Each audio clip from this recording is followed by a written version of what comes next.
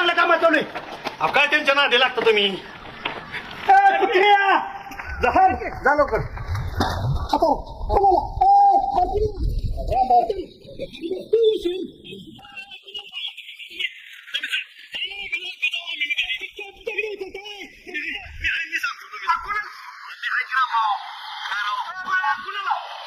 बसा तुम्ही इथं अण्णा आजारी त्याचा विचार करा की. दादा बघतोय मी उशीर. हो, बसा पाटील. आता कुणाला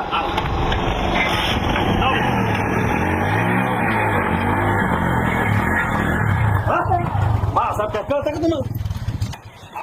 पिलंय काय राव तुम्ही पण काय राव माझी गाडी केलंय की उगाच आणलं त्याला बरं का.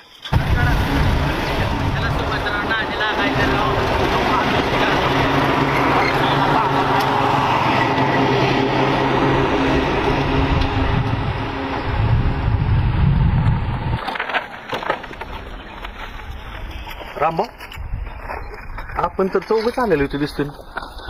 मीटिंग उशीर असेल रामभाऊ. हे जेवणासाठी माणूस ना पोस्टा जाऊन मला जायला बसलाय तिथं पोचायला बसलाय.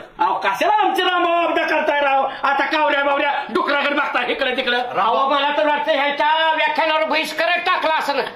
नाही मला त्यांच्या बसणारा नाही रामभाऊ नीट चौकशी करा. ठिकाण बदलला असणार नाही. ए अरे तुम्ही उचलली जीभ लावली टाळायला असं करू नका. बघा तुझी जीभ हसते ना पुढच्याच बोलू नको. तुम्ही काय म्हणता हो? चुप. अरे काहीतरी सहकारातलं घ्या. मठ मी तुझ्या विना सहकार नाही उद्धार. ह्याचं जर माझं व्याख्यान चालू झालं तर अखंड भारतातील शेतकऱ्यांना त्याचा फायदा होणार आहे. ह्याची तुम्हाला जाण आणि भान पाहिजे. अखंड भारतात राहू द्या. चौघच आहे आपण इथं. तुमचं नॉलेज आहे ना घरच्याला पाहिजे बाबा. ती गाणं ऐकतो का बघा तुमचं दुनियेला. तो माझा पुत नाही. मी त्याचा चुलता आहे. तुझी बायको नामती का तुझ्यापाशी? तुझं तुम्हाला सुभाषराव मी चप्पल टाकेल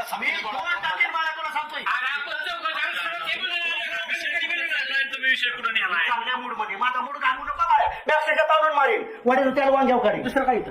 दुसरं काय येतं तुम्हाला त्याच्यात? अण्णाने मोठा तर मारला त्याला इथलं झाल्यावर भेटायला जायचंय का पा? बरं आम्ही नाही येणार. सुभाषराव मी येत नसतो या माणसं नालायक माणसाच्या संगतीत राहत नसतो अजिबात. हॅलो सचिव. अहो काय प्रकारे मिळालेला बँड नाही, फटाकडे नाही, ताशा नाही, ढोल नाही. पत्रवाचा नाही यायला